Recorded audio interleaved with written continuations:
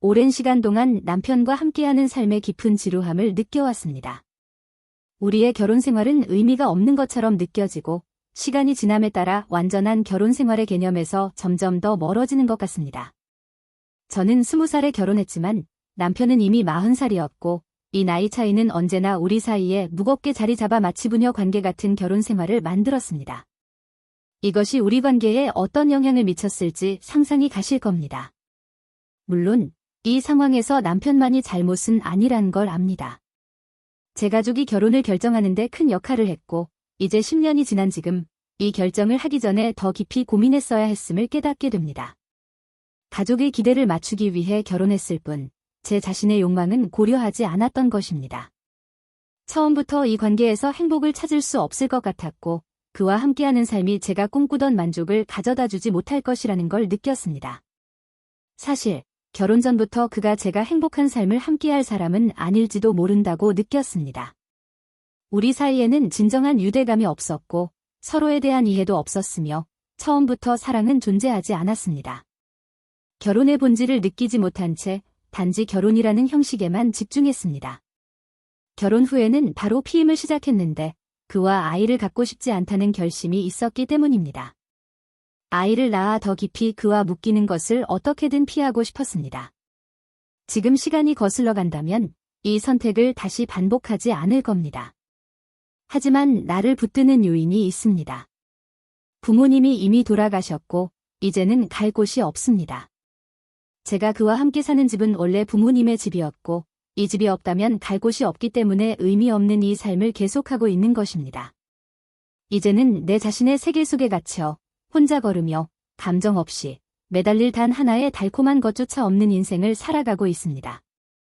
남편도 우리 사이의 공허함을 느끼지만 우리는 여전히 연결되지 않은 채 함께 살아가고 있습니다. 어린 자녀가 있어 상황이 더 복잡해졌고 나이 차이는 오히려 거리감과 이해, 부족을 더욱 심화시키고 있습니다. 그는 통제적인 사람으로 나를 위축시켜 두렵게 합니다. 그의 허락 없이는 외출할 수 없고 지나치게 엄격합니다. 그가 외출할 때는 안도의 숨을 쉬지만 그가 돌아와서 다시 규칙을 강요할 것을 알고 있습니다. 어느 순간 나는 그에게 내가 정신과 상담을 받고 있다고 말했습니다. 그와의 삶의 압박을 견디기 위해 도움이 필요하다고 핑계를 댔습니다. 사실 그저 잠시라도 자유를 느끼기 위한 변명이었을 뿐입니다. 저는 이 공허함을 채우기 위해 생각지 못한 상황에까지 빠져들었습니다. 결혼 생활이 남긴 공백을 메우기 위해 무엇이든 할 준비가 되어 있었고 탈출구를 찾기 위해 다른 선택지까지 생각했습니다. 이 결혼이 사랑과 확신이 아닌 압박으로 인한 결과라는 것을 점점 깨닫게 되면서 모든 것을 버리고 떠날 생각을 주저없이 하곤 했습니다. 그때 친구 이브티삼이 제 삶에 들어왔습니다. 그녀와는 가까운 사이였고 신뢰도 있었습니다. 그녀는 남편과 함께하는 행복한 생활에 대해 자주 이야기했는데 남편이 그녀를 얼마나 아껴주고 잘 대해주는지 말하곤 했습니다.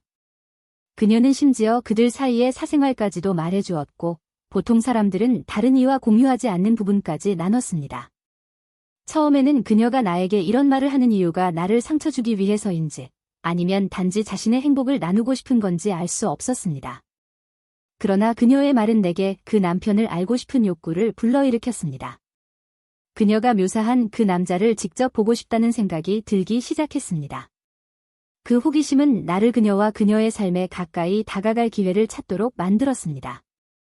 그저 관찰하고 그녀가 그렇게 열정적으로 묘사하는 관계의 유형을 이해하려는 마음에서였죠. 이 과정은 내 인생의 방향과 내가 얽혀있는 관계를 더 깊이 의문하게 만들었습니다. 이브티삼과 함께 앉아 그녀가 받는 대우에 대해 들을 때마다 내가 내 결혼에서 긍정적인 감정에서 얼마나 멀리 떨어져 있는지를 느꼈습니다. 그녀의 결혼은 나에게는 손에 닿을 수 없는, 결코 경험할 수 없는 꿈같이 느껴졌습니다. 그녀는 자신의 이야기가 나에게 상처를 주는지 전혀 눈치채지 못했지만 매번 그녀의 이야기는 내 삶에서 기쁨과 사랑이 부족함을 더더욱 강조하는 것 같았습니다. 이 모든 상황 속에서 나는 길을 잃고 혼자인 느낌을 받으며 어떻게 해야 이 무거움을 덜 수 있을지 알 수 없는 상태입니다. 내가 잘못된 선택을 했다는 것을 인정하면서도 그 선택들이 나의 일상 속 공허함과 절망에서 비롯되었음을 알고 있습니다. 내가 처음부터 그에게 끌렸던 것은 그녀의 말 때문일까요? 아니면 처음 그를 보았을 때부터 내 안에 자리 잡은 진정한 감정 때문일까요? 처음 그가 나를 만났을 때 그는 따뜻한 미소로 인사를 건넸고 그 덕분에 그의 존재 안에서 즉각적으로 편안함을 느낄 수 있었습니다. 얼마 지나지 않아 나는 그에게 나의 결혼 생활에서 느끼는 피로와 남편과의 문제들, 불만들을 털어놓기 시작했습니다. 그는 아무도 모르게 소통할 수 있도록 비밀 채널을 만들자며 페이스북에 비밀 계정을 만들어 대화하자고 제안했습니다. 그는 우리의 대화를 어떻게 숨길지, 비밀로 유지할 방법까지 세세하게 안내해 주었고, 심지어 의사에게 가야 한다는 핑계까지도 그가 제공해 주었습니다. 시간이 흐르면서 내 마음속 그를 향한 감정이 커져갔고, 망설임 없이 내가 사랑에 빠졌다고 고백했습니다. 놀랍게도 그 역시 같은 마음을 품고 있었습니다. 얼마 지나지 않아 그는 나와 함께하기 위해 아내와 이혼할 준비가 되어 있다고 밝혔고, 그 순간 나는 말로 표현할 수 없는 행복을 느꼈습니다. 자유로움과 경쾌함이 내 마음을 가득 채웠고, 오랜 시간 동안 느껴보지 못한 해방감을 맛보았습니다. 하지만 나는 우리 관계가 단지 대화와 애정 표현에 그친 상태였기 때문에 그 생각을 잠시 미루자고 요청했습니다. 그것은 내가 가벼운 관계를 처음으로 경험해보는 순간이었고, 나이 많은 사람과의 결혼에서 느껴야 했던 압박감 없이 살 수 있는 기회를 갖는 것 같았습니다. 내 인생에 처음으로 진정한 기쁨을 느끼는 순간이었습니다. 그때부터 나는 그에게 완전히 빠져들었습니다. 남편도, 도덕성도, 내가 지켜야 할 원칙조차도 더 이상 중요하지 않았습니다. 내 마음속에 그려진 행복한 결말은 마치 동화처럼 우리가 평화롭게 함께하는 삶이었습니다. 그렇게 1년 동안 우리는 함께할 꿈을 꾸며 이상적으로 그려진 미래가 현실이 되기를 기다렸습니다. 그러던 중 남편이 예상치 못한 큰 유산을 받게 되었습니다. 그는 큰 기쁨에 휩싸였지만 나에게 그 돈은 별로 중요하지 않았습니다. 그러나 내가 사랑하는 사람에게 이 새로운 재산에 대해 솔직하게 말했을 때 그의 눈에서 다른 빛을 보았습니다. 마치 숨겨진 의도가 드러나는 듯했습니다. 곧 그는 이 돈이 우리 문제를 해결할 방법이라고 말하며 내가 그 돈을 가져와 우리가 결혼할 수 있도록 해야 한다고 했습니다. 그러면 그는 아내와 이혼하고 우리 둘이 함께 지낼 수 있는 아파트를 마련하겠다고 약속했으며 결코 나를 떠나지 않을 것이라고 다짐했습니다. 그와 함께 도망쳐 완전한 행복을 누릴 수 있다는 생각이 점점 더 가까워지는 것처럼 느껴졌고 나는 그가 말하는 모든 말을 진심으로 믿었습니다. 그는 내 남편이 이혼을 허락하지 않더라도 나와 결혼할 준비가 되어 있다고 단언했습니다. 나는 그의 진정성을 믿으며 그의 계획에서 아무런 악의를 보지 못했습니다. 그러나 내 남편은 언제나 돈을 철저히 관리했고 그것에 손을 대는 것은 금기시되는 일이었습니다. 그는 매우 엄격하고 권위적인 사람이기 때문에 그에게서 어떤 금액이라도 얻어내는 것은 거의 불가능한 일이었습니다. 나는 다시 한번 연인에게 돈에 접근하는 것이 얼마나 어려운지 이야기했습니다. 남편과 대면하는 것이 매우 힘든 일이 될 것이라는 걸 알고 있었고 그는 그 상황의 복잡성을 이해한 듯이 해결책을 생각해보겠다고 약속했습니다. 그러나 그가 마침내 제안한 계획은 나를 놀라게 했습니다. 결코 그에게서 들을 것이라 예상하지 못했던 내용이었으니까요. 그가 어디서 이 생각을 얻었는지는 모르겠지만 그의 제안은 이례적이면서도 위험해 보였습니다. 그는 내 친구 이브티삼, 즉 그의 아내가 내 남편 사에드에게 가까워지도록 유도하자고 제안했습니다. 그녀가 우리 집에 자주 오게 하여 조금씩 남편에게 다가가게 하고 시간이 지나면서 두 사람 사이에 어느 정도 친밀함과 신뢰가 쌓이도록 하자는 계획이었습니다. 그가 설명하기를 두 사람이 더 가까워질수록 그의 계획이 자연스럽게 진행될 것이고 이를 통해 우리가 비아나 사건을 재현할 수 있다고 했습니다. 그는 그렇게 그들을 서로 가까워지게 만들어 놓고는 결국 내 남편을 협박해 돈을 얻어내겠다고 했습니다. 그가 내게 설명한 이 계획은 다소 이상하게 들렸지만 동시에 나는 그와 함께할 수 있는 기회라는 생각에 완전히 몰입하게 되었습니다. 그가 제시한 도망칠 가능성과 새 삶을 시작할 자금이 필요한 점이 맞물려 나는 그가 그리는 미래에 대한 기대감에 사로잡혔습니다. 그는 우리가 결혼해 이곳을 떠나고 새로운 삶을 시작하겠다고 말했습니다. 그의 모든 말이 나에게 희망을 불어넣었고 마치 운명이 우리 편인 것처럼 느껴졌습니다. 그때부터 나는 계획대로 행동하기 시작했습니다. 작은 이유로 남편과 다툼을 만들어 그와 이브티삼이 서로 가까워질 기회를 제공했습니다. 싸움이 있을 때마다 이브티삼을 불러 우리 사이를 중재하게 했습니다. 그녀는 언제나 망설임 없이 와주었고 충실한 친구로서 행동한다고 믿고 있었습니다. 하지만 나는 사실상 그녀와 사헤드가 더 많은 시간을 함께 보내도록 유도하고 있었습니다. 조금씩 이브티삼과 남편은 어느 정도의 친밀감을 형성하기 시작했습니다. 그는 내가 어떻게 행동해야 할지 세세하게 지시했습니다. 그녀가 항상 아름답고 좋은 향기를 풍기도록 유도해 그들과의 접근이 더욱 자연스러워지도록 하라고 했습니다. 나는 주기적으로 사헤드와 새로운 논쟁을 일으켰고 이브티삼을 불러 두 사람을 단둘이 남겨두어 둘 사이의 친밀함을 점점 더 쌓게 했습니다. 남편은 내성적인 사람이었지만 시간이 지나면서 그들과의 대화가 길어지고 이브티삼이 남편 곁에서 점점 편안해하는 모습을 볼 수 있었습니다. 그러던 어느 날 내 연인이 나에게 놀라운 소식을 전했습니다. 이브티삼의 휴대폰에서 메시지를 발견했는데 그녀가 내 남편 사헤드와 직접적으로 연락을 주고받고 있다는 것이었습니다. 그 소식은 이루 말할 수 없는 기쁨을 안겨주었고 우리의 계획이 마침내 제대로 이루어지고 있다는 확신이 들었습니다. 사헤드가 이브티삼에게 마음을 열기 시작했다는 것은 모든 것이 계획대로 진행되고 있다는 증거처럼 보였습니다. 시간이 지나면서 둘 사이가 점점 가까워지고 있다는 것이 분명해졌습니다. 남편이 이브티삼과 외도를 하고 있다는 사실을 알게 되었을 때 아마 다른 사람은 이해하지 못할 기쁨을 느꼈습니다.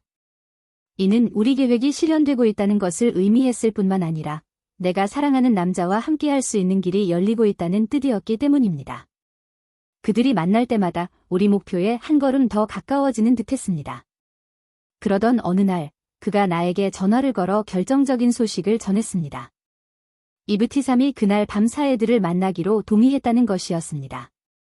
그는 내가 외출하여 집을 비우면 모든 일이 계획대로 이루어질 것이라고 제안하며 모든 것이 순조롭게 진행될 수 있도록 내 부재를 요청했습니다. 그날 밤 나는 그의 지시대로 집을 떠났고 늦은 시간에 돌아왔습니다. 집에 돌아오자 그는 낮은 목소리로 자신만만하게 전화로 나에게 이제 그들을 급습할 시간이라고 말했습니다. 그들은 이미 서로 깊이 얽혀 있었고 모든 것이 준비된 상태였습니다. 우리는 거리에서 만나 함께 그들이 있는 장소로 향했습니다. 방에 들어가자마자 나는 내 역할에 몰입해 충격과 분노, 깊은 실망을 가장했습니다. 나는 소리치고 울며 남편과 이브티삼을 비난했습니다. 이브티삼에게는 친구로 믿었던 사람이 나를 이렇게 배신할 줄은 몰랐다고 말했습니다. 나는 내 연기에 깊이 몰입했고 내 말의 강렬함이 나 자신에게도 느껴질 정도였습니다. 내가 그런 소란을 일으키는 동안 파티는 조용히 지켜보고 있었지만 그의 시선은 나를 향하지 않았습니다. 그의 눈은 차갑고 계산적인 표정으로 이브티삼을 바라보고 있었습니다. 그러더니 그는 갑자기 총을 꺼내 사헤드에게 돈이 있는 장롱을 열라고 명령했습니다. 남편은 아직 상황에 정신이 팔려 망연자실한 상태로 그 명령을 따랐습니다. 충격에 빠진 듯한 그는 저항하지 않고 장롱을 열었고 파티는 지체 없이 돈을 챙기기 시작했습니다. 하지만 그가 돈을 챙기는 순간 예상치 못한 일이 일어났습니다. 이브티삼이 갑자기 웃기 시작한 것이었습니다. 나는 그녀를 이해할 수 없는 눈으로 바라보며 왜 웃는지 물었습니다. 내가 무슨 일이 벌어지는지 이해하기도 전에 그녀는 차가운 표정으로 모든 것을 폭로하기 시작했습니다. 그녀는 주저없이 나에게 말했습니다. 파티는 결코 나에게 진정한 관심을 가진 적이 없었고 그가 한 모든 것은 사헤드가 상속받은 돈을 얻기 위한 계획에 불과했다고. 내가 이브티삼과 우정을 쌓았다고 믿었던 것도 그가 그녀와 친해지려 한 것도 모두 연극에 지나지 않았던 것이었습니다.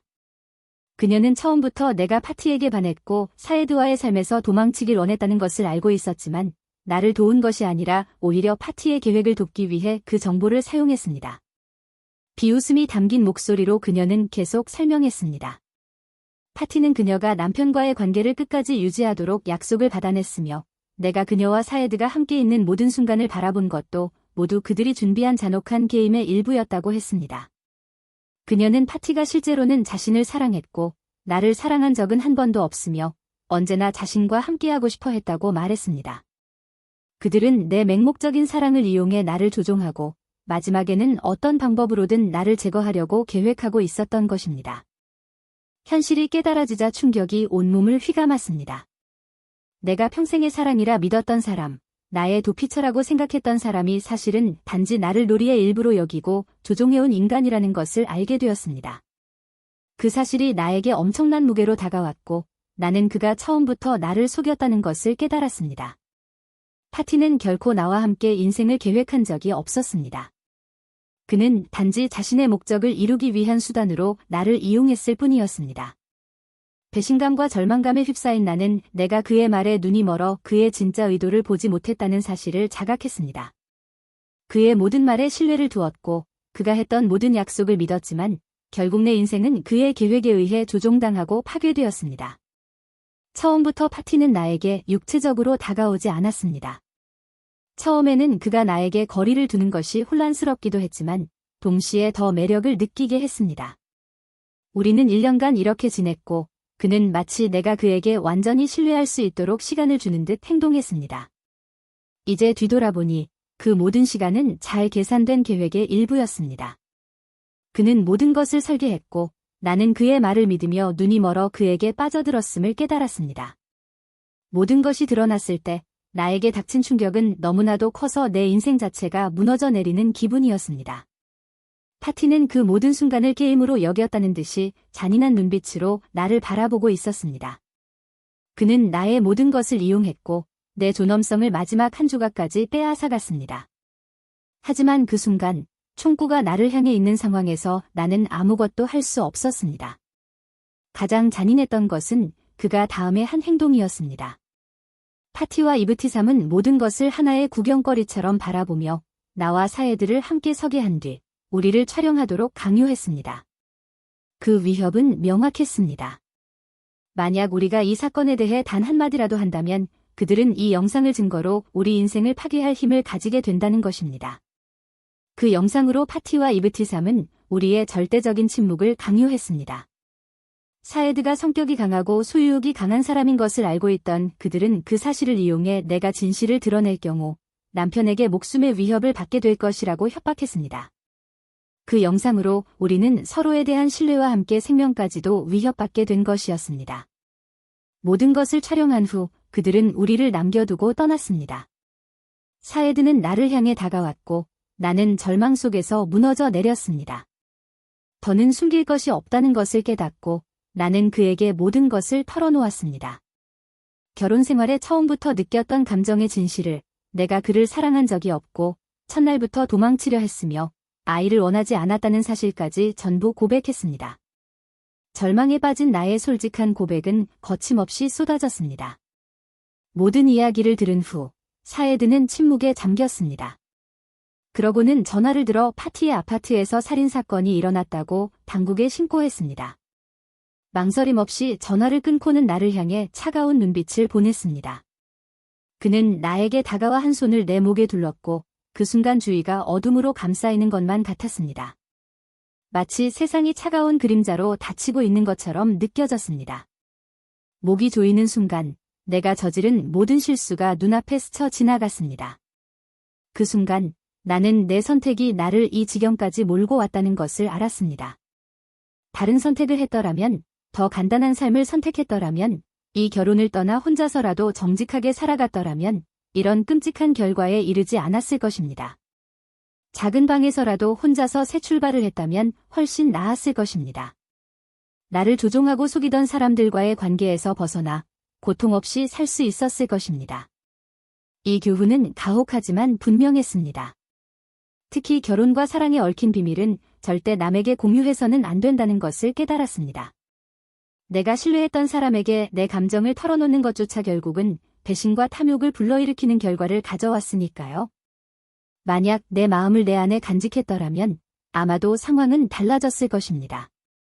삶에는 절대로 건드리지 말아야 할 것들이 있으며 우리의 가장 깊은 감정과 갈등은 우리 스스로 해결하거나 전문가의 도움을 받아야 한다는 진실을 배웠습니다. 친구라고 생각했던 사람이 그 정보를 이용해 나를 해칠 수 있다는 사실을 무시해서는 안 됩니다. 속임수와 배신의 길을 선택했을 때 그 결과는 결국 우리에게 돌아옵니다. 이것이 내 이야기의 진실입니다.